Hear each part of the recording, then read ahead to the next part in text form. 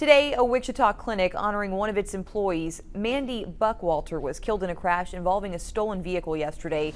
Digital anchor Keith Grant joining us now with more. Rachel, Mandy Buckwalter worked at Heartspring. She died on the scene of a crash yesterday in northeast Wichita, which just happened outside of the clinic. Buckwalter was 43 years old and worked as a home assistant supervisor at Heartspring, which treats children with special needs and developmental disabilities.